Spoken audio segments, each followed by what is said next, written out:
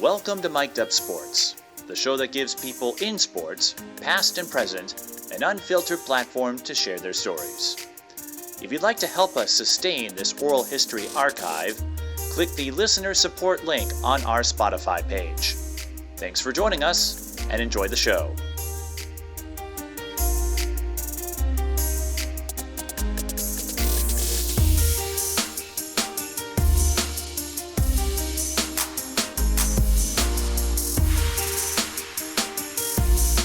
Greetings, everyone. Welcome to another on-location edition of Mic'd Up Sports.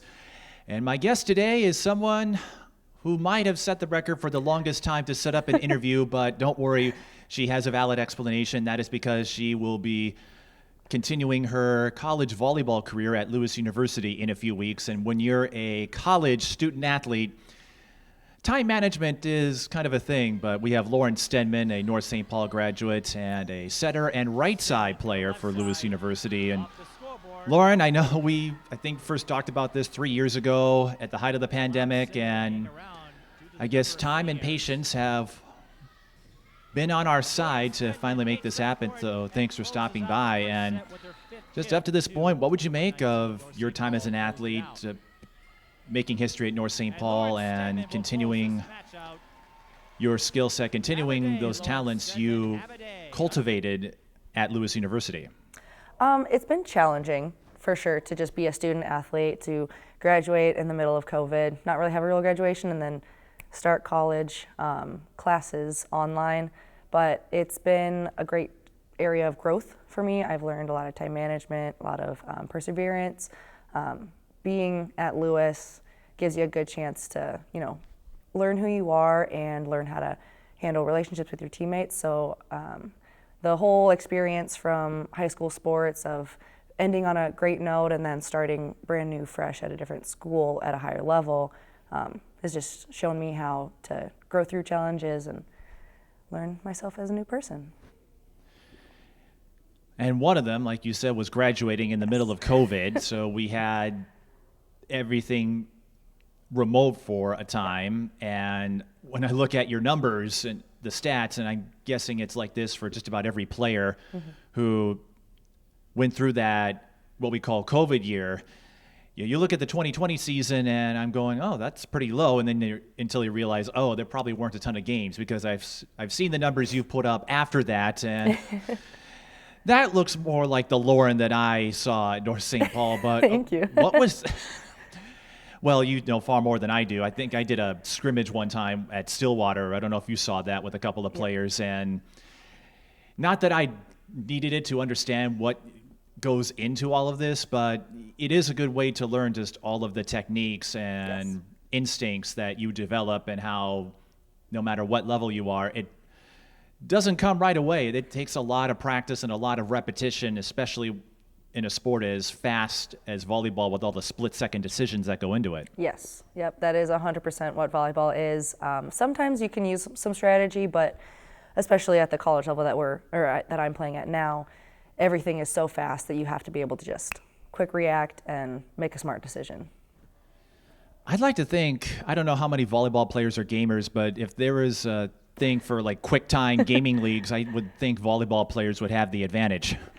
Sometimes, some of us, yes. I think the ones that are maybe in the back row where the ball is getting hit at you pretty fast might have some quicker reaction time, but some of us, we still struggle with it.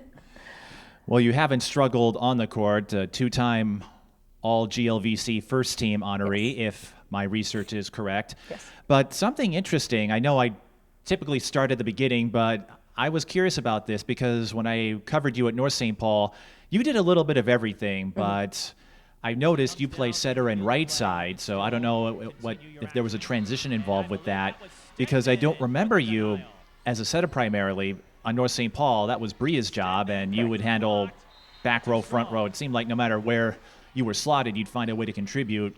What was that adjustment like for you, going from someone who might lead the attack in high school to being the setup maestro who's logging over 1,000 assists a season?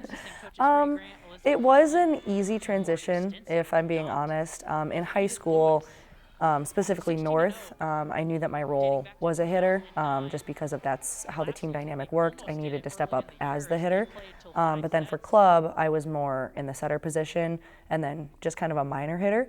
So that was more of my role in that situation. So then when I got to college, we started training both as a hitter and as a setter, but I realized that my choice as a role would be more of a setter because I can lead in a manner that's more my personality. So switching over once I got to college was pretty easy. I had a lot of conversations with my coach and said, I just think that this is a little bit easier on my body. I like being able to make the decisions of who can I set and who can I cheer for the hardest.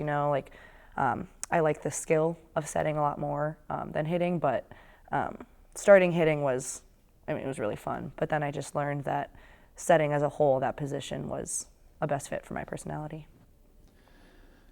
And I'd still like to think you've got a mean swing from what I remember Yes. in your time at North. I have to ask you, though, when you decided to transition to more of a setter role, did you hit up Bria for any advice? Because you were, I'm guessing, accustomed to capitalizing on her passes, her sets, and now here you are having to do the same thing for your teammates. Yeah, Bria and I always had a relationship in high school that we kind of just, fed off of each other. So once we both went our separate ways, we kind of knew what we needed to do. Our senior year, we were voted co-MVP, so it was really fun to share that with her. So all throughout high school, we kind of just shared that together. So we were able to grow as our own once we got to college. So I take it she gave you some helpful advice when you said, hey, I'm going to be a setter now. Yes, yep. We had some good conversations. It was very fun for the both of us. Do I dare ask what would happen? I'm thinking once you two are finished with that, maybe it's not like doing one-on-one in basketball or other sports, but I'm thinking, what would a scrimmage or an intramural scrimmage between you and Bria be like now that you're both setters? Yeah, I would love to see that happen. Maybe we'll come back to North someday, show off for the younger girls that are playing. We could see if that happens. Who knows? You'd have to find another teammate to hit the... Yes. That's where volleyball's a little different. You can't do it all by yourself. True. That is very true.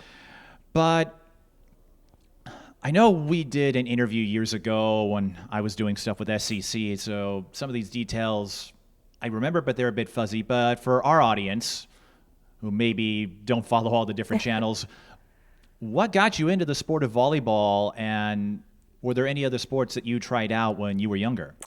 I actually was a dancer for 4 years when I was really, really little back before. I started before elementary school, but quickly figured out that was not for me. And then I took a few tennis lessons here and there, but when I was 10 years old, I got a flyer from North High School. I think I had done something that was associated with my elementary school and then the high school, and it was for a volleyball camp. So I went home and told my mom, like, hey mom, can I go try this out? So we went to the camp and I just fell in love with it right then and there. There was no questions, no doubts, and then I just kind of kept going from there. So you were this close to taking up dancing as a career? Yeah, oh yeah. Well, no wonder why you're so graceful out there. It's all the practice of the fluid motions. My dives just go. And what attracted you to the sport over time? What did you enjoy most about it when you were locked into pursuing this volleyball path? I really liked that it was a team sport. I also liked just the small things about it, like being able to dive. I liked trying to learn how to serve. I liked that it wasn't a contact sport. I really liked that it was not contact, because my mom tried to get me into basketball. That was not going to happen. So I liked that there was something separating the other teams, so you could just kind of be with your team. And then I just loved how fast-paced it was, even as a little kid, because you're brand new to it, trying to learn all these things, and it was just something just clicked. So. And over the years, when did you feel like this would be the sport that could get you somewhere? When you, I don't know if maybe it was the first offer or some other achievement or milestone, but when did you get the sense that, hey, this could be something that can take me places? It was about my sophomore year when I started recruiting. I started thinking about, well, I've got 2 more seasons of high school volleyball and then another 2 seasons of club. I don't think I can stop playing after that. I can't be done. And so then I started the recruiting process, saw what college would be like, started talking to college coaches, and I said, this is where I'm going. I have to play in college. So. And you brought up a point, because I know we were talking about Bria, for example, at North St. Paul. I think I called you, Bria, and Yiza Franco the big three, Yes. who helped North St. Paul make some history. And then you had Selena Rodriguez, and there's a few others who were solid athletes. And then I just remembered, too, with your club experience, I think you got to play alongside Maddie Whittington, Yes, I who did. was Miss Volleyball, and unfortunately her career ended prematurely with injury, but Yes. she's doing quite well. And I'm wondering, what did you learn from all of these different players that you got to work alongside with in high school and club? I don't know them all by heart, but you got to get a taste of a lot of different athletes and work with a lot of different skill sets, and I feel that's played a big part into what you've been able to do at Lewis now. Yes, I would definitely say in the moment when I knew them, I didn't quite think about it. But now that you've asked me the question, I can look back on it. I think just being able to look at our relationships, like as I've played with them, I used to be an athlete that compared myself a lot. I wouldn't think about myself as a player. I'd think about other people and then compare it to what I did. And I think now it's helping me to really understand, play your game. Just play as you are. Be grateful that you are your own player. You are your own individual. You can grow yourself in a skill set that's unique to you. So playing alongside a bunch of different players with all different skills, they're praised and they're congratulated for all the things that they do themselves. And I was always kind of like, well, I want to be able to do that, to be congratulated for the same thing. But now that I'm in college, I'm my own player. I can learn how to build a relationship with my own coach, and I'm just grateful for the fact that I am my own player. So. And if you don't mind, who are some of the folks that you played with? Again, in high school, I can remember a few more teammates, but I don't follow the club scene as much because it typically overlaps with all the other sports that I'm doing, and there's only one me in a lot of games out there. But who are some of the players that maybe made an impression with you? You talked about maybe dealing with comparing yourself against how other players are and how college has helped you discover yourself. But who are some of the athletes that you got to cross paths with? Well, Maddie Whittington, for one. I played with her for a number of years. Another few are Alex Lyle, who's at NDSU currently, Emily Bannett, Maddie Cayley, Caitlin Steffes, Maddie Klimek. Who else? I never played with this person, but Holly Elwanger, she was somebody I looked up to. Again, Bria, Yiza, Selena. I played with Jenna Rebelke, and she was super fun to play with. So those are some of the core people that I remember kind of growing up in the sport with. Well, I'm sure they'll all appreciate the plug you just gave them. But that actually leads to another thought that I had.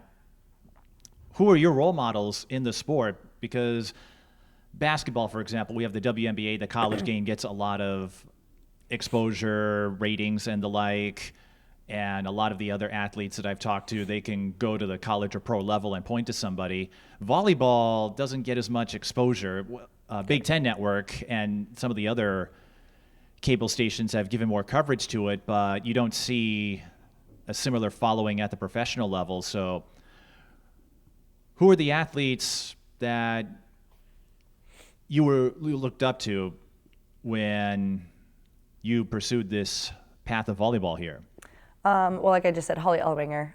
She was an absolute stud at North, and she actually came back to coach for a while, so I still have a relationship with her. We're still good friends. Megan Rebelke, Jenna's older sister, I always loved watching her play as well.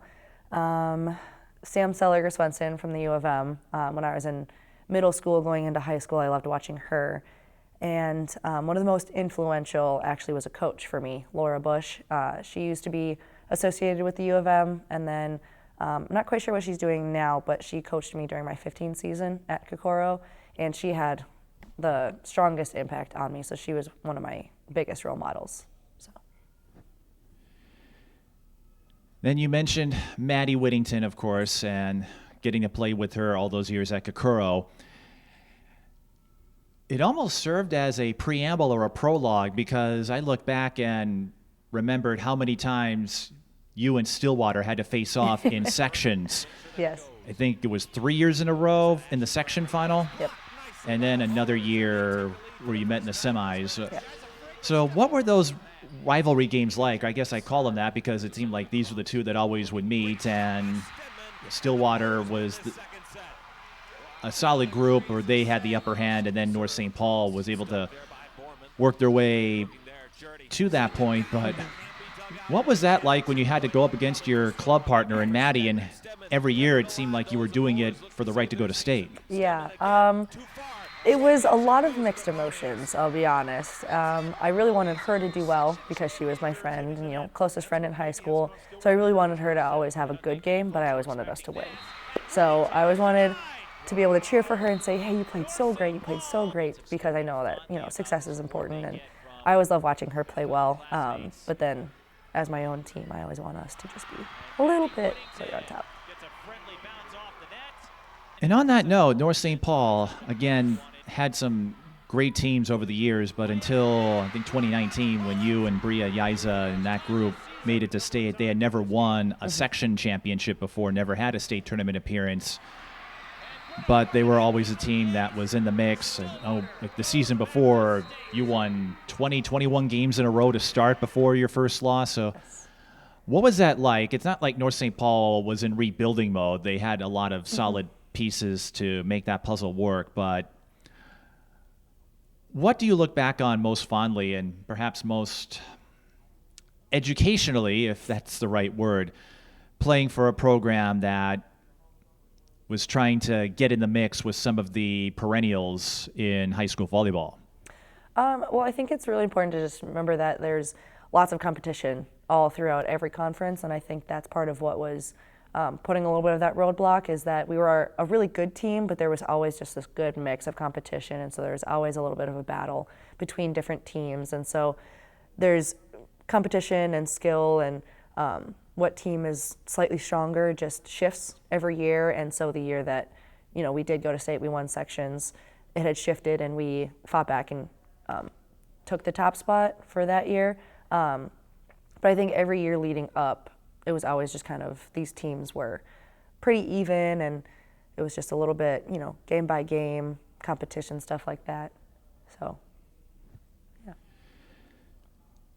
So how do you think those matchups with Stillwater in sections, again, 3 years in a row, you had to face them for the right to go to state. How do you think that fueled yourself and your teammates, where you would have some fantastic campaigns, resumes, and then have it, no one wants to see their season end before state, but to go through that a couple of times, and I think the year before it was a 5-set thriller where the last set, anytime you go to a 5th set, it's like, well, this could go in any direction. But how do you think those earlier battles motivated you and the rest of the team to, as you put it, do a little better than one of your best friends' teams? Yeah.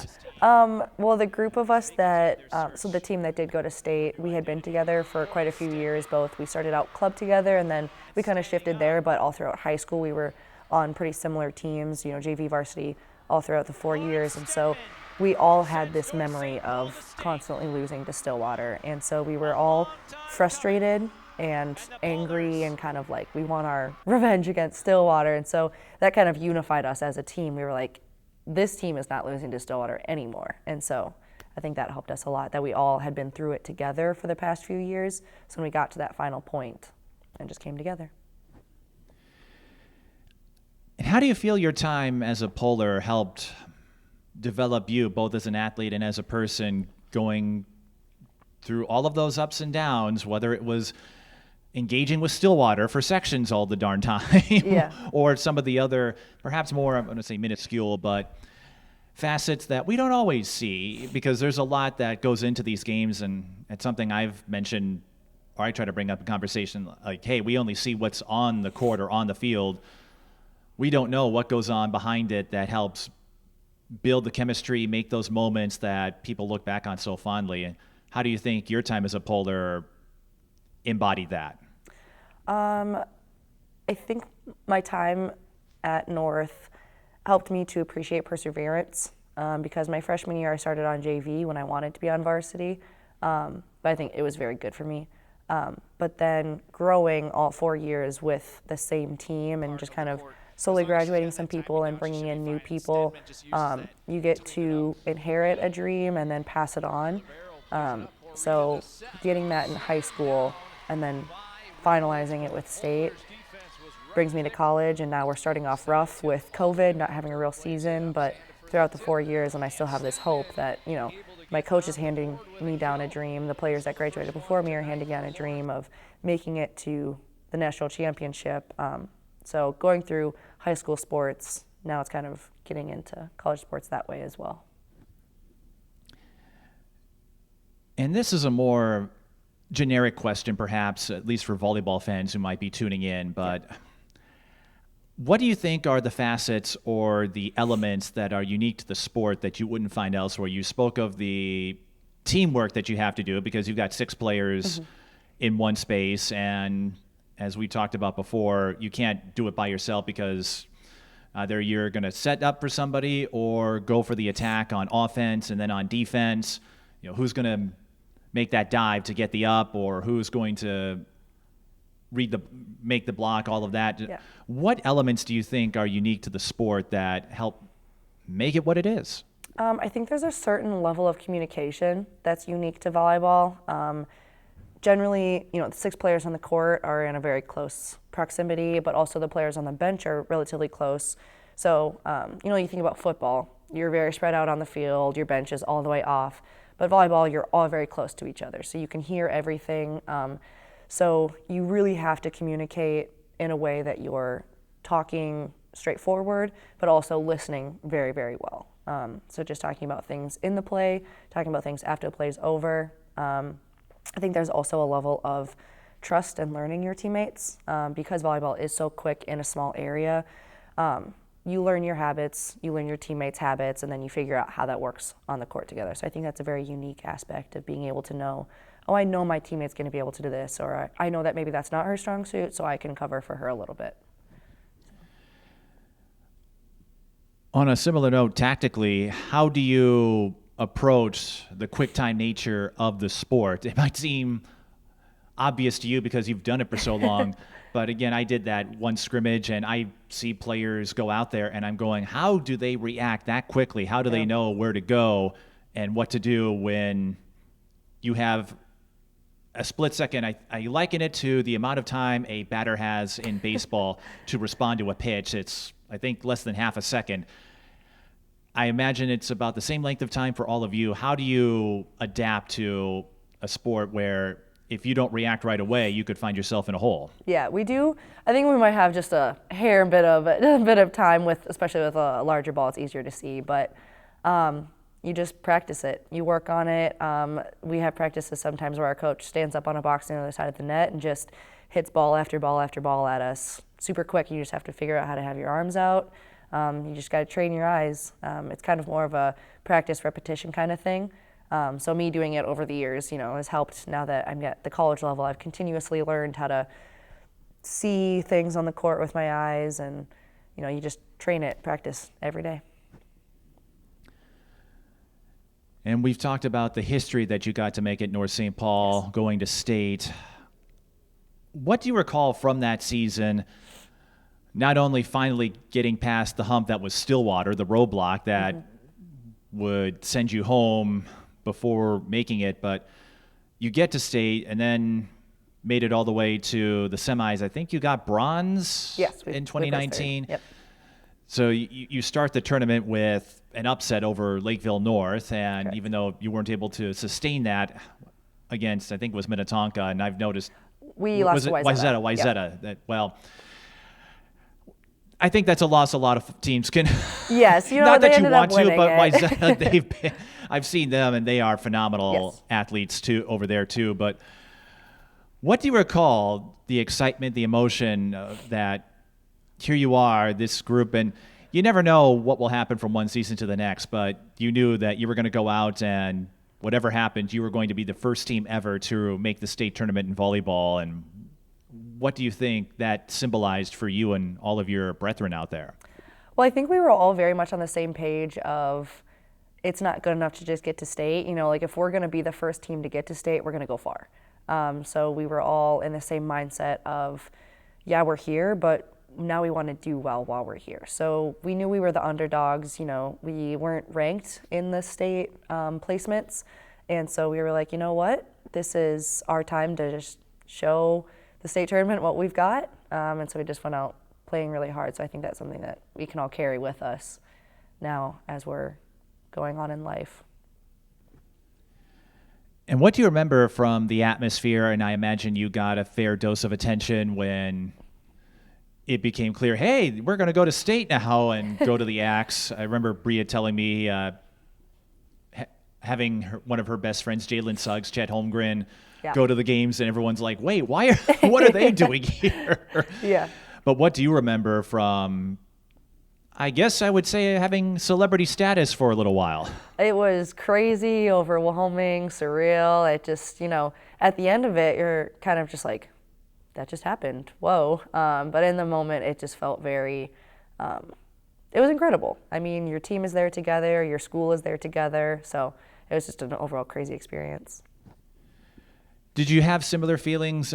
Well, with the state tournament, it's back to back to back for the most part. Mm-hmm. So one game a day. But after you beat Lakeville North and you realize, hey, we're going to get the chance to play for a medal at the very least. Mm-hmm. Did you have a similar emotion when you were able to pull off that upset? We did, yeah. We were all kind of at the end like, holy moly, we just won. We just beat a team that should have been better than us. So it kind of gave us all a bit of hope, you know, for the rest of the tournament, which was pretty awesome. And what do you think that speaks to about perseverance? You spoke of having to make your way from JV your first year to varsity, and the story of a team that was always on the doorstep finally breaking through. What do you remember most about that run, going to state and getting the opportunity to highlight yourself and your fellow polars to the masses out there? It was really just about the team wanting it together. That was basically the whole thing of the entire season. We started off united as one. That's what we had on our shirts always. So throughout the whole season, that's what I just remember is every game we wanted it together. So then by the time we got to the state tournament, it was kind of drilled in our heads. It was a habit of us to think that when we were out on the court, when we were on the bench, everybody was together playing really hard. And I also have to ask you, how much bulletin board material did you save? Because I remember shooting highlights of the section semis, mm-hmm. knowing that I think SCC was going to go cover the section final. So in my head, I'm thinking, all right, I'll go and shoot some highlights, and then I can send them over to SCC. They can use them for pregame, and we can kind of illustrate how we got here. But in the highlights, I found the banners mm-hmm. that keep track of section and state titles, and noticed volleyball's was blank. And yes. I started with that, and your coach, Stephanie Blanda, she took it humorously. Yeah. We have that kind of sense of humor about ourselves, but she said, no pressure. I'm going, I wonder if they're going to, I'm sure the players are going to see that and go, all right, let's fix that. I don't know if that's something that added motivation or what, but I just find that to be an amusing moment, an amusing side note to that run, to the fact that you were able to fill up that column. So there was at least one entry, and that can never be taken away. Yes, correct. I think a lot of us, especially the older girls, we were really thinking about it because, you know, it's your last year of high school. You want something of yours to be put up there, even if it's not your name. So I know I was thinking about it, just seeing the fact that there wasn't anything up there. I know all of us wanted our year, 2019, to be up there. Well, if I ever do that again, or if it ever comes up, I can't say, you see that blank spot? Not blank anymore. No. You mentioned the recruiting process beginning in your sophomore year. Yes. How many schools did you consider, and what led you to Lewis, a Division II school? And I guess I'm asking because I'm wondering if any D1 schools took a look at you, mm-hmm. and whether or not they did, what led you to settle on this university near Chicago? Is it in Chicago? It's just outside of Chicago. Just so outside. It's pretty close. Because I've seen a lot of your travels in Chicago. Yes. One perk of being in Lewis, I suppose, you get to do a lot of sightseeing. But Yes. what was that process like for you, the whole recruiting experience? Well, I started kind of just going big with everything because I didn't quite know what to do. So I probably had about 15, 20 schools on a list roughly to start with, just kind of, send out some emails, figure out some recruiting stuff, how to ask questions for coaches. Some of the big ones that I was looking at were North Dakota State and University of North Dakota because my family has been in North Dakota for a very long time, so it was kind of a family tie. So I had a few Division I's and then mostly Division II's, mostly because I liked the balance of being a student athlete at the Division II level. I think a lot of girls can balance the Division I balance. I just knew that for me, as I was figuring out who I was, Division II was a better fit. So finding Lewis, my mom actually found Lewis. She found the school and was like, oh, I kind of like this one, even though it was 6 hours away. And she sent the email to Coach Lauren Smith, and she emailed back, saw me at a tournament, and at first I didn't even know anything. And then my mom showed me the email from Lauren. I had a phone call with her, took a visit, and it was fantastic. It wasn't my first visit, but it was the visit I loved the most. And Lauren had basically told me, I like you, I want you to play for me. She didn't play any games or anything. She was very straightforward with it. So that was kind of when I knew Lewis might just be the place for me. I love the closed campus. I love the coach. The players here seem very honest. And then a week later, I'd gotten the offer and accepted it. Interesting. Well, and I suppose the visit you love the most is the one that will stand out, Yes. whether it's your first or your last or somewhere in between. And we've touched on this already, but going into that first year where I don't think anyone got to play a whole lot, especially I think D2, D3 had a smaller schedule. D1, it was, I don't know how they pulled it off. Yeah, that was crazy. It was rough on me because I couldn't do any sports. Sure. I'm so happy that's behind us. But what was that like, that first year where everything is remote? You got a few games in, but I'm guessing you didn't get the experience that you signed up for. Not that any of it was your fault or your teammates' fault or coach. It's one of those moments where you realize we only can control so many things in our lives. But what was that freshman year like for you where everything was online and you had no idea whether or not your next game was going to take place as scheduled? Yeah, it was almost kind of a blur looking back on it because everything was just fast and new, and it was new for everybody. So it wasn't just new for us, but it was new for coaches, it was new for returning players. But going into the season, I had an idea of what I thought I would expect, a fall season where I would come in, start practicing, maybe get a little playing time here and there. And then season was postponed, so then we only had conference games, and then it was weekly testing, it was getting vaccines, and no NCAA tournament at all. So it was a very interesting season. It was kind of a bit of a shock to be, well, here's a collegiate game, but it's not a true collegiate experience. So it was a bit odd, but, happened. That's a good way of summing it up. It happened. It happened. Well, the next year, things, as far as the season goes, much more normal. There were some adjustments that had to be made, but it was nothing like your first year. Mm-hmm. You knew there would be a tournament for one, and I think you've been to one or two? Yes, we've been to regionals 2 years. Regionals, okay. That's right, because D2, they run it a little differently than D1. How do you think that first year, even though you didn't get to play a lot and there was no tournament, how do you think that helped prepare you for your sophomore and junior seasons where I see you racking up assists? I think one time you had over 60 in a game. Yeah. I know when you get a five-setter, that tends to inflate the numbers, but still, I don't think anyone's going to, or I'm certainly not going to dismiss getting 60 assists because you have to be a good passer to get that many. But how do you think that first year helped you become the two-time All-GLVC First Team athlete that you have become since then? I think the season as a whole you get a little bit of outside competition with the teams that you're going to play in the future, but overall the year helped me more outside of volleyball, just get adjusted to the college life. So with classes, hanging out with my teammates, having meetings with my coaches. So it was a lot of those kinds of things that I got well adjusted with. And then by the time I was returning as a sophomore, yeah, it was a little bit of a new experience having a regular season, but I had already had the relationship with my teammates and coaches that otherwise I wouldn't have had, if it was a regular season. So I had a little bit more comfort going into a brand new season as a sophomore.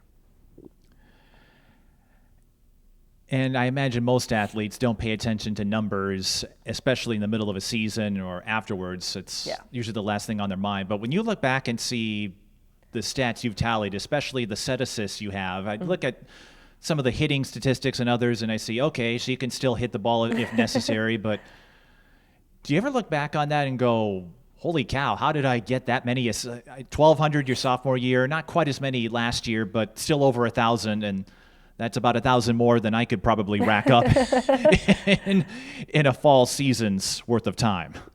It is a little bit crazy to think about. You go game by game and you're playing to win. I don't always pay attention to my stats, but it is sometimes fun to look back on. But in the moment, it's just kind of, you remember some of the things, you remember some of the things happening. So like I'll look back on maybe a kill or two that I've gone up to the net and then thrown it down or something, and I go, oh, I remember those two from that game very well. And so it's just kind of fun like that. Some of us pay a lot of attention to it, some of us don't, but it's fun to compare them game by game like that, I guess. So what you're telling me is that you don't keep mental notes of all the assists you have logged in volleyball? No, I do not. Nope. I care more, I guess, about playing with the team. I remember those things a little bit clearer. I suppose when you have over 2,000 and perhaps could get to 3,000, if not more, it'd be tough to remember them all. Yes, yep. And I'm not a numbers girl either, so. That's what we're here for. I'm here for. I agree with the numbers. But I found that the most fascinating, that you were able to make that transition and do it so smoothly. And based on your experience, I suppose it goes without saying, I'm like, of course, like, this seems silly. She has over 2,000 assists, but what goes into being a good setter, a reliable setter, someone who can make those plays and make those passes that lead to all those points? Because I mentioned this with basketball and some other sports. When you get an assist, maybe you weren't responsible for the point, but you helped create it. What, in your view, goes into being a reliable setter out there in volleyball? I think there's a couple of big things. One is being able to take care of the ball as a setter yourself. So having disciplined fundamentals, having good feet, quick feet where you beat the ball, having your hands up early, strong release. So taking care of it on your own. But then it also depends on your passers, like if your passers trust that you can get to the ball. So there's that aspect to it. And then also your hitters, knowing what kind of hitter they are. Especially at this level, you can learn your teammates based on if they have, a quicker arm, or maybe they have more of a heavy arm that isn't, as, quick reaction like a whip. Maybe they reach a little bit higher, they have a slightly longer arm. So it's a lot of taking care of the ball as yourself, but also having a relationship and trust with your teammates that, okay, I kind of know what this passer is going to be like. I can mentally prepare, and then I know what kind of set this teammate needs, so we're going to flow as a unit that way. So that's kind of the biggest part as a setter. And looking back, even though you're not a numbers person or a stats person, again, most athletes aren't, but when you saw that you were getting all of these honors for what you've been doing in volleyball, making the first team in the GLVC, I don't know what the GLV stands for. Oh, it's a Great Lakes Valley Conference. Great Lakes Valley. I knew it was like, okay, it's some sort of conference like Valley, but my first mind went to Granite, and I'm like, that doesn't sound right. But to see that you were able to carry over what you learned and achieved at North St. Paul and then translate that as fluidly as you have at Lewis, where you've been getting a lot of postseason accolades, both athletically and academically, as your bio lists. No, really, those are. I want to get those honors in there too, because again, this is not just about what you do on the court. It's just one part of you, but What do you think that says about you and the determination and the investment you've put in to make the most of this opportunity? Well, personally, this is what I hope for. I just hope that it always shows that I'm determined to grow. I am by no means a perfect player, as much as I strive to be, but all throughout high school, playing at both the high school team and the club team, and then now coming into college, every experience has been an opportunity to grow. And so college, racking up the stats, getting all these accolades, it's fun and it's cool and it's important, but it just shows I never want to stop growing. I just always want to be better. So even when you hang it up, you'll find new ways to grow. Maybe as a coach or a broadcaster, who knows? Yes. Something tells me whenever you hang it up as a player, you'll find a way to stick around. Oh, yeah. But you mentioned something, and I wanted to follow up on it, where you felt the Division II level would be the best fit for you and what you had in mind. With a few years under your belt and a couple of runs at regionals, and I keep going back to the 1,000 plus assists, that number just sticks out, though. And when you're able to execute as effectively as you have, how do you feel the choice to go to Lewis, the choice to compete in Division II, how do you think your history these last few years has validated that decision? And maybe what has surprised you, and not necessarily negative, like, oh, this stinks, but what has surprised you, and what do you feel has been validated by your choice to play at the Division II level?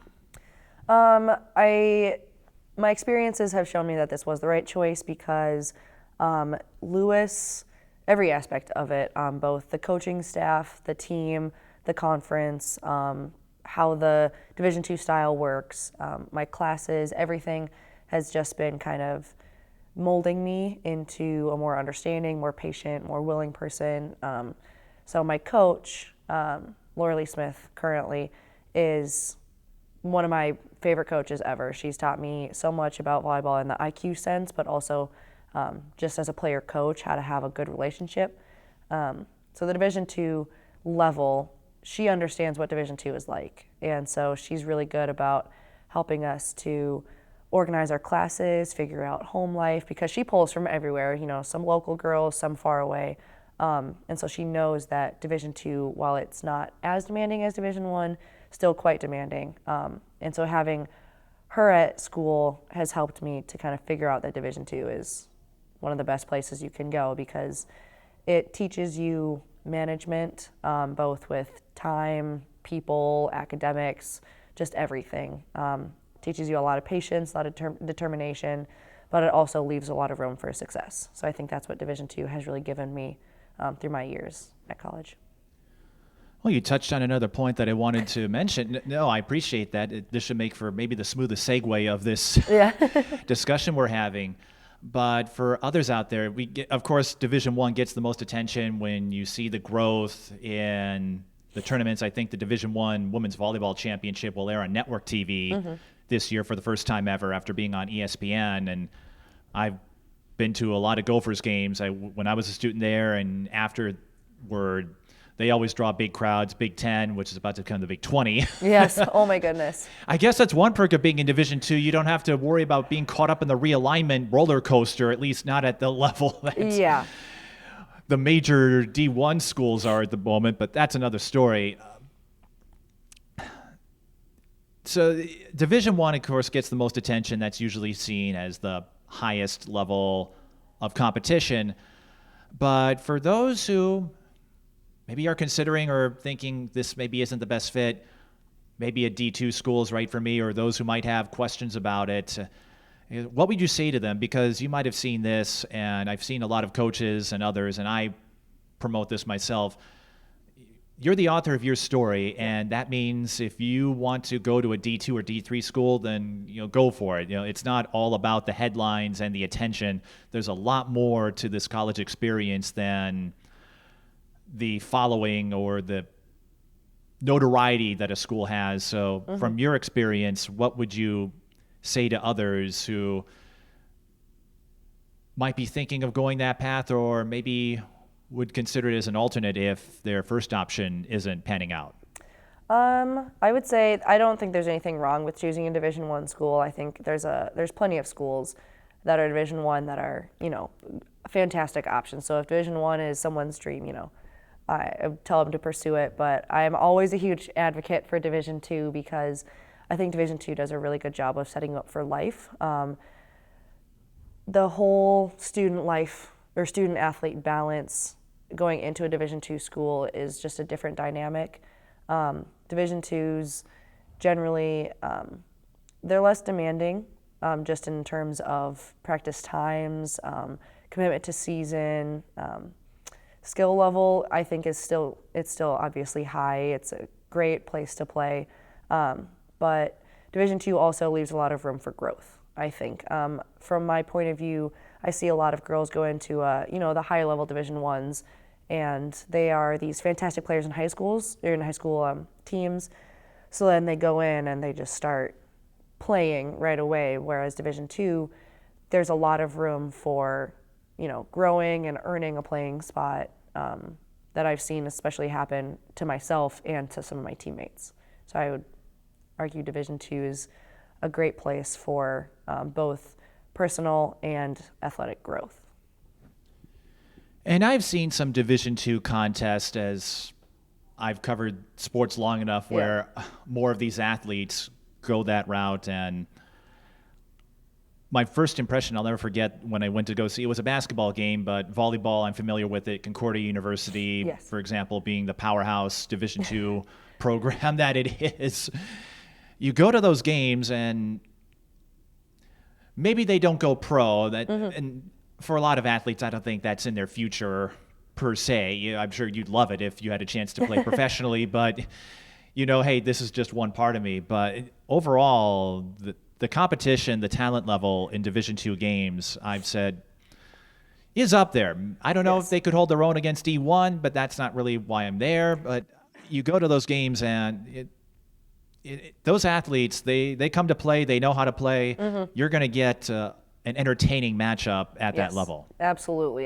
Division II, I think a lot of the conferences throughout the country are very even in terms of we have a lot of players that are super strong, super fast, super smart. And so when you come together for NCAA at the end of the season, everybody's been working hard for all these different things. And then you can see different teams that have different ways of playing, which you do see that at Division I as well. But Division II is just there's so many schools everywhere that come together for the end of the season. And you can see that there's a lot of different ways of playing.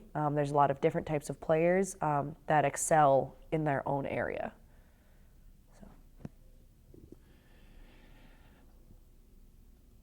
On that note, Lauren, we've talked about all of the people you've been able to play with, and volleyball, again, is a little different. You're not going up against anyone individually. Like you mentioned, you have your own space, and it's been quite clear. They make it quite clear you can't cross over. No. I once called a section final that ended when a team crossed the center line, which was one of the stranger endings I've seen in a game.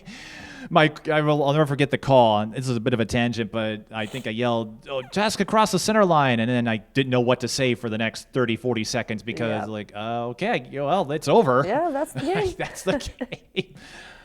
Strange way to end it. But with that caveat of how volleyball works, who would you say have been the toughest players you've had to face that you could recall? And again, I know it's the caveats there with the front line on the block. You've got the back row, the libero, of course. So a lot of different players who can bring their best to match your wits. But who are some players that really gave you a test? Well, some teams we play during preseason can give us a run for our money. Concordia St. Paul is one that was a very, very tough match. There's been plenty of teams in our Denver, Colorado tournament that they can push hard against us and really bring out a better team in us. There's a bunch of teams in our conference. We used to play Southern Indiana, who has now moved to a different conference, but they were always a good rival. This past season was Quincy University. They were a really good one. So we just have a lot of teams in our conference that have been able to, push hard against us and challenge us like that. So more of teams than individuals, per se. Yeah. Although I imagine, going back to the high school conversations, going up against Maddie was always a fun battle. Yes, in those kinds of games when you have a player who is a little bit stronger, your team kind of hyper-focuses on that and shutting them down because that's usually the powerhouse. So that's what we really try to do with Maddie in a lot of those games. And, well, I guess in Wayzata, that's a little harder because who do you try to stop? I've seen the teams they fielded, and it's always fun, though, and I think it speaks to the friendships that are generated through high school, club, college, and how you follow each other no matter what jersey you're wearing, what colors you're wearing. I'll never forget the year you finally won sections and beat Stillwater. After the celebration, I remember seeing you with Maddie and just getting it all out there, letting those emotions run and all of that. What do you think volleyball has given you the most with the friendships and everything that you've experienced to this point? What are you most proud of that volleyball has created? Like, if it wasn't for the sport, this wouldn't have happened. What are you most proud of in terms of what volleyball has given you? Lots of memories and friendships, to be honest. Like I had said before, with North, you go through all these things over multiple years with your teammates, so you all have these memories together and you're kind of connected by that. So especially with Lewis, we go through playing teams in our conference together, and all of us have this experience of, we didn't play super strong against this team this game, so all of us are going to turn it around this game. And so then you figure out how to play that way, and then you spend a lot of time around them outside of volleyball, so you really get to know them just as a person. So I'd say that's the biggest thing that volleyball has given me over the years is I've gotten to know a lot of people. We've built so many strong connections. We all have a bunch of memories. We have some traditions together, so that's the strongest thing. And you've got at least one more year, I believe, at Lewis. Yes, I think you have the COVID year if you want it. Or... Yes, I could take a fifth year, but I'm choosing to graduate this year and then come home. Okay. Yeah. Well, that answered one of my questions, and there was no wrong answer to it. But one more year, you have a couple of regional appearances under your belt now.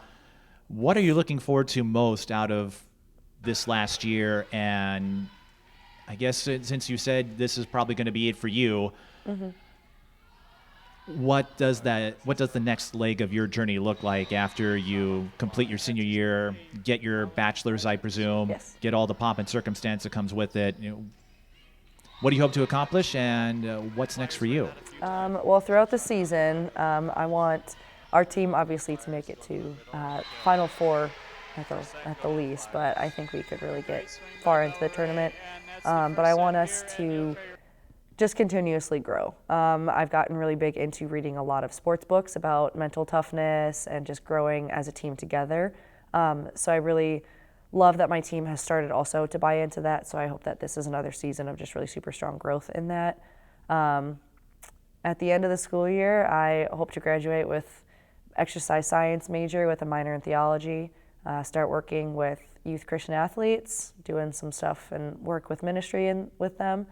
And then just see where it goes from there. I have a hope for the future, but no set plans because we're just going to see where God's going to take me through the journey. But this season, I just hope it's one where we persevere through anything that is thrown at us, and we just come out on top as a team together, just as Lewis Women's Volleyball.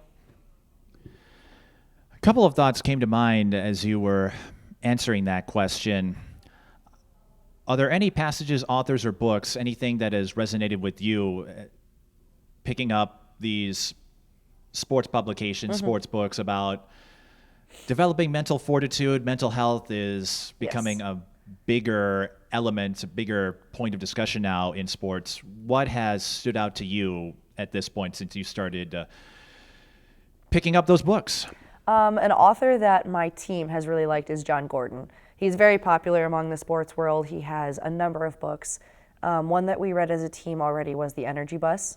That one really helped us last season. And then one that I read this past summer was You Win in the Locker Room First. So it's like the 7 C's of competition of winning, I think. Those two books have really resonated with both myself and my team. So we really like John Gordon. And then I can't remember the author's name, But the book that we read a little while ago was called The Mindful Athlete. That one's just about, building yourself as a player, building yourself with your team, and creating this mental standard with this growth mindset. So. Well, I'm sure you or your teammates might Google this afterward to find out who wrote that again. Yeah. Maybe you can invite them over. Yeah, I've got it at my house, actually. I can go look it up. All right. Well, I guess, yeah. So stick around. We're going to go to Lauren's house. No. We'll take a trip. And one thing about this podcast, I created this in part to offer a platform for athletes to talk about anything. So there is no one prevailing topic other than, hey, we met through sports. Let's go through your journey and see what made you who you are. But I've seen both in this, you referenced it, and I've seen you bring this into some of your social media posts, how faith has played a big part in it. And I don't know all of the highs and lows and struggles and successes that you've been through or how much you're willing to share, but how do you feel that has helped you navigate everything, whether you're celebrating a state tournament appearance or a regional appearance in volleyball, and maybe some moments where things weren't looking so hot for you, so great, where you were maybe down on yourself, if you know what I'm getting at. How do you think that has helped you navigate everything that life has thrown at you, good, bad, and different? Yeah. Well, just on a, kind of surface level, after like a rough game or something that maybe I haven't played my best, God's there, and so it's a nice little way to be like, well, my all isn't in volleyball. This is not defining who I am as a person, so that's just kind of a quick little bounce back, gives me hope again that the next game can be different. It's not a finalized, defining moment.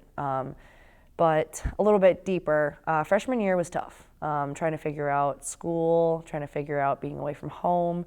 I didn't have a lot of people at school right away. I had my team, obviously, but I was still getting to know them. And then season getting shifted, classes online. It was really hard being stuck in my room. I didn't have my car, which not a huge thing, but it does make it tough. You can't really go anywhere off campus. It was very challenging for me to stay in a good mental spot, so I experienced burnout pretty quick because it was just volleyball year round. So we had a lot of practices for a semester, and then second semester it was difficult trying to figure out. We would have a 6 a.m. practice, and then the night before we would have an 8 to 10 practice. So it was, not a lot of sleep because it wasn't really our season. So gym times were messed up. I was new to the whole traveling out of state on a bus for 8 hours and then traveling back.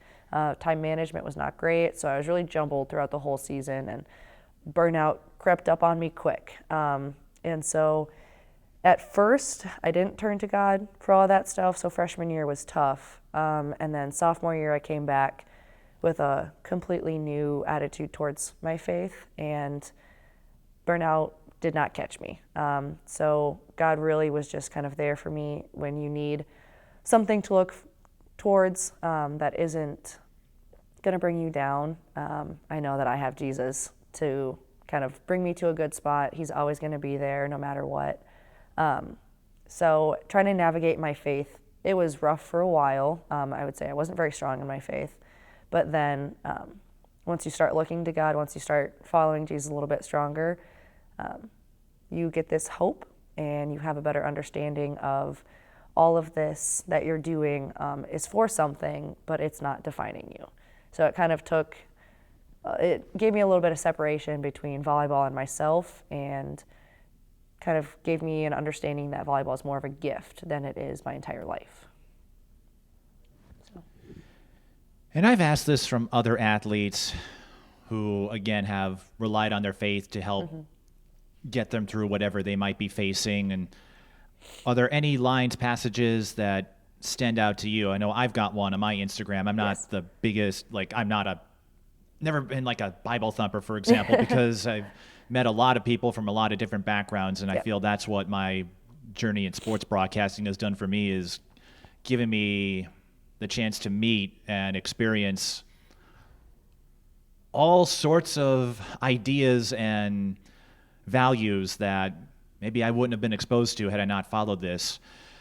But for you, what maybe passages or lines have you looked upon, that you looked forward to, that resonate with you most? That's what I'm trying to get at. Yes. If I can ever untie myself. Yes, I got you. 2 Timothy chapter 1, verse 7, it says, "For God gave us a spirit, not of fear, but of power and love and a sound mind." So all of those characteristics I know are things that I am capable of because God created me to be capable of them. So it's a good reminder every day to carry on life with peace and love, and I'm strong because God made me strong, and I have a sound mind because I have his understanding. And in case any of you are too lazy to look up my Instagram profile or what used to be Twitter, I don't know what to call it now, it's Galatians 6:9, which sums up why I do what I do. And how it kind of just keeps me going. I say, well, every year it's the people that keep me coming back to doing more events, even in times where things weren't so great or something would blow up or fizzle out and you kind of feel deflated. So that's my little secret. But whatever you follow, if there's a line or sound advice, go for it. I think that's what we're trying to get at here. Yes. There are a few more things that come to mind, Lauren, that I'd like to ask of all my guests as well, because there's a lot of fun answers and pathways here. But throughout your time in volleyball, what would you say was the most exciting moment and the most embarrassing moment? Oh, we'll start with the most embarrassing. It was actually in high school. I remember this very vividly. I was going up in practice to hit a ball, and I jumped super early, and I was coming on my way down. I swung at it, and I missed it, and it landed straight on my head and my shoulder. So it was a little bit embarrassing. I was older. I was, I think, a junior, and so it was a bunch of the younger girls that were around me, and so that one was a little bit funny to see. But those jumps, if you don't time them right, I've said this more than once in volleyball, because I'll see a hit that goes out or hits the net, and I'm going, oh, it looked like they were just a split second late, split second early. Yep. Timing is so critical. Yeah. So I laugh, not because it hit you in the face, but it's like, you know what? You can speak up close and personal to how important timing is. Yes. How important it is to time the jump right. Yes, absolutely. How did your younger teammates respond to that? Oh, everybody was laughing. We were all at some point rolling on the floor, cracking up. It was embarrassing, but you got to laugh at it. You know what? I'm sure every one of your teammates and your coaches have probably had something like that happen to them. Definitely. And by that point, you've run through how many sets? Yeah. You run through all the simulations. Not all of them are going to be spot on perfect. Yes. Yep. At least your face is still in one piece, though, Yes. right? Yes. It was just a light tap. Okay, because if it was a spike or a swing, that could leave a mark. Yes, that's what scares me the most, is that someone could knock my face off if I wasn't ready. Yes, there was one time in college, my freshman year, though, I was playing defense. One of our middles went up to hit, and I put my hands up to dig it, but it went right over my fingers and hit me square in the forehead. So that was also a little bit funny and embarrassing, but. Well, you've got a pretty thick skull, it sounds like. Yes, I guess so. You've taken a couple of hits to the head, and you just keep on trucking. Oh, yeah. Especially with the volleyball. Well, like you said, it's a bigger ball. Yeah. Imagine if that were like a baseball or a hockey puck. That could be a little scary. So if you're going to get hit in the head, hit in the face, at least it's with a volleyball. Volleyball is the best option to get hit in the head with, I got to say. So if you learn nothing else, viewers or listeners, if you're going to get hit in the head, take up volleyball, because it'll just bounce off and you'll be all right. Yeah, you'll be Where good. were we? Oh, yeah, your most exciting moment. We've been talking about all the times you're getting hit in the face. Well, you've had a lot of exciting moments, too, where you don't get hit in the face, but your most exciting moment in volleyball, and this could be anything. Yeah, there's a lot, actually, and all of them have to do with not getting something the year before and then finally getting it the year after. So high school, we'd never gotten to state. We would make it into sections, and then we wouldn't get past. But then senior year, we finally got there, and then we continued to surprise ourselves with winning and then finally getting third at the end. So that was super proud and exciting moment to be able to hold a big trophy and get all of our medals with the whole team. But also college as well. My freshman year, we didn't win our conference tournament. But then the next year, we fought really hard. We learned who we were as a team, and then ended up winning conference, and then won the second year in a row. So 2-time conference champions. And maybe a third is Hopefully. in the wings. We'll have to see. Another question I like to throw at my guests, because the answers always go all over the place in a fun way. What would you say is the most unusual thing about yourself if people hadn't met you for the first time? What's something fun, unique, and unusual that makes you who you are? Ooh, I'm a huge book reader. And that's a very, I guess a common thing to say, but You did kind of allude to it, I guess, with yeah, the sports books you're reading. but I like basically every genre. Usually I think people have just one that they like, but I can read fantasy books, I can read romance books, I can read mystery books, books that were written in the 90s that are a classic romance, I guess, or something, but You just dated me, or you come close from like the 90s. You weren't even born yet. no, I was not. That's all right. I can date myself too, just from living life. Do you have a favorite author, though? You mentioned not really having any genre, and that's Yeah. fine because that, I think, opens you up to all sorts of adventures out there. But is there an author or a book that sticks out that you really enjoyed reading? I don't have a favorite author yet. I bounce around through everybody. A lot of people on my team like Colleen Hoover. She's a big one, and I've read a couple books, but I like to keep everything open. Well, you know what, Lauren? I think once you're done with volleyball, you could start a book club, or if you wanted to launch your own Spotify or YouTube channel, you could do your book reviews. I might. Well, if you need any tips with video, I'd be happy to help. Oh, Because of course. I don't know how common of an answer that is, but Yeah. if that's what makes you you, then it's the perfect answer. Yeah, specifically older books, a lot of Jane Austen and Pride and Prejudice. You know, there's the movie, but the book is just fantastic. I mean, it's even better. So. And I've said this too, books can do things movies can't. So when I hear people say the book is so much better, and it's like, in some respects it is, because the book isn't limited by a running time Yeah. or budget constraints depending on what studio is financing it. And so I don't look at it, I don't compare books to films that way. Yeah. Like, because I was a big Harry Potter fan. I read Jurassic Park, for example, and I've seen all the film adaptations. And so I look at, okay, there's no way you could adapt every single detail into a Of film. It course. would be too long. Yeah. But it's kind of fun to see what journey, how do they adapt it, what paths do they take, what decisions. So I look at it that way, because I think of them as separate mediums. Yeah, of course. But it is, though, I suppose, though, it is fun, like reading, you said Pride and Prejudice, and I imagine you've read other books that were adapted into films and seeing how they differ and how, the book might be better in some ways, and then sometimes the film adaptation does things that knock it out of the park too. Yeah. Lauren, I really think you've got something here. I don't know how much of a media mogul you want to be, but this book thing, I really think that could be It could be. it could be, if nothing else, a little side hustle to build up your brand name, and maybe you become the next Reading Rainbow host. I don't know. It could be. You never know what's in the cards for me. You just go with it. I've learned that you just kind of go wherever life takes you. Me too. Yep. I think when going back to learning just how little control we have over a lot of things, and like I said, the pandemic was a reminder of that, where, yes, I have goals I want to achieve, but I understand I don't always have control over it. Kind of like with you in volleyball, I'm sure you'd love to make the Final Four, Yep. but there's no way to know what the next 5 minutes will bring. So Yes, that's true.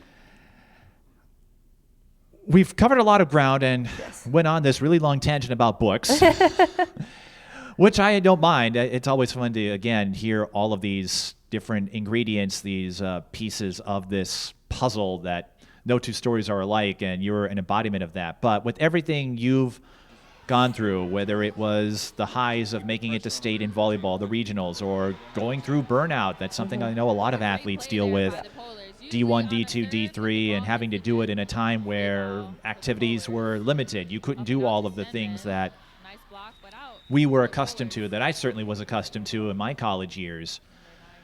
You've been through a lot, and it sounds like you have some big plans in mind, but with everything you've experienced so far, what would you tell a younger version of yourself?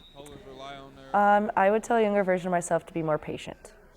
Be patient with recruiting. Be patient with figuring out what you want to do in life. Be patient with your growth as a person and as a player. I think I was very anxious all the time. I was very tense, kind of just wanted things to be perfect right away. I wanted things to go exactly as I wanted them to. So I would say be patient, trust God, it's going to be okay. Sound advice. And I know we've talked a lot, but is there anything else about you, your story, what's the word I'm looking for? Your forge with volleyball or your expedition? That's what I was looking for. Or anything else that you'd like to add? I just kind of want to say, like, for every player out there, just be proud of what you're doing. You're going to look back on it, and there's going to be some good moments, some moments that maybe you're not super happy with, but all of them are leading up to a final moment or maybe a moment of realization for you that you grew. So just be proud of everything that happened. And I'll leave with this one more plug for an old coach of yours. As I was getting more into volleyball over the years and trying to keep track of things, I call it an unofficial scorecard because I don't know how kills, for example, are exactly scored or errors or what constitutes them. Yeah. And so I tell folks, these aren't the final numbers, but this will help me and help you pick up on patterns. And actually, it is quite revealing on set. So when you see one team take one set and another and then have it flip, you can see, oh, this team didn't land as many kills or this team had more errors. And you think about all the points that differ. But your old coach, Stephanie Blanda, gave me a piece of advice that I've carried with to this day that speaks to her sense of humor. I think you'll understand it. It was, I think, before one of the Simley games that I covered, I was catching up with her and I was saying, because she kept that score sheet with her. Yes. And it's like, oh, that's a good idea. So I started doing that. And she doesn't remember this. I do. She said, if you're scoring at home, a kill obviously is when you land a successful attack, and error is when you do something stupid. Yes. Yeah, I would agree. And obviously you don't mean to, but I'd have to, maybe do a film session with you because I'm like, so is this an error? Like most of the time I can figure out what an error is. But if it's deflected, how that works, and I've learned about like off the block, and there are still like signals and more minute details that I'm still trying to figure out. And other players have said, that's us too. Like we don't know all the rules, but so as I look forward to another season of volleyball, that's the one piece of advice I keep in mind when I'm scoring at home. But well, Lauren, this was great. I'm glad we finally got to make this work, and I know you'd love to make it 3 for 3 on First Team. Maybe Player of the Year. I don't know how that works in volleyball. Setter of the Year. I don't know how they handle awards. I hope we institute a Setter of the Year. We haven't gotten there yet. She says that after recording 2 1,000-plus assist seasons. So there might be a little bit of motivation with that. There might be. But I'm sure you'd love to make that 3 in a row, 3 in a row for conference and Final Four. But whatever comes your way, I know I look forward to seeing what happens. And I guess with this exercise science theology thing you talked about, is that so? Are you going to start your own practice? Join? I don't know how that works exactly. What you like to do with that level of education completed when you get that degree come springtime? Yeah, there's a lot of organizations out there. There's Athletes in Action is one, Fellowship of Christian Athletes. They do a lot with high schools and colleges. So I'm looking to internship with them in the spring so that I can hopefully carry that home to the cities here.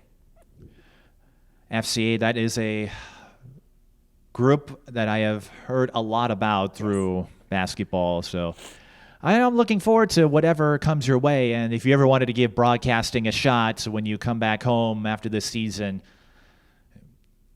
as long as I'm still a one piece, so fingers crossed.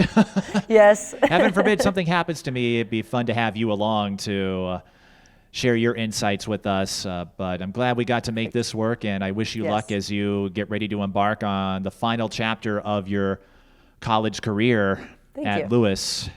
And I guess if I have one request, I don't know if if it's possible because of how sets work and the number of games, but if you're able to get to 1,500 assists, I'd be a happy guy. I'm gonna do my best. We'll work on it. 1,400 will be acceptable too. Okay. I'll keep the 1,500 in mind though. No, it really is amazing to see you blossom. Maybe you don't get the headlines that some of the Gophers you talked about do, or other members of the Big Ten or other D1 college teams, but to see you make that transition and say, hey, you know what, D2 is the best fit for me, and then to have it play out that way for the most part. It didn't start out that way, but to see it finish that way, or at least continue that way, I think it speaks a lot about the talents, a lot about your determination, perseverance, just your ability to handle adversity. And I know whatever happens, no matter how many assists you get, I suspect it will be a wonderful finish to this thing called volleyball. Yes, of course it will. Well, Lauren Stenman, thanks again, and best of luck as you get ready for that senior year. Thank you. Thanks for having me today. And you can find her at Lewis University if you live near the area. Otherwise, you can check out their live streams if you don't live near the Chicago area and want to see if she can surpass her career best in assists or kills. You know, why settle on assists? Why just settle for assists? Why can't we include kills? Or I've seen you get a few block assists, as they call it. So you can handle, even though assisting is your primary duties or setter, it's like you kind of retain that versatility that I saw you execute so well at North St. Paul. So, you know, why settle for just assists? Exactly. Maybe get career highs all over the board, except for errors. Yes, no errors. No errors. Or at least a good assist to error ratio, right? Because no errors might be a little tough. Yeah. But you can find her at Lewis University one more year, and we'll see if she can fly her way into the women's Final Four in Division II.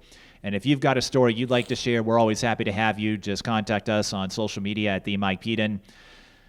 So until next time, thanks for watching another edition of Mic'd Up Sports.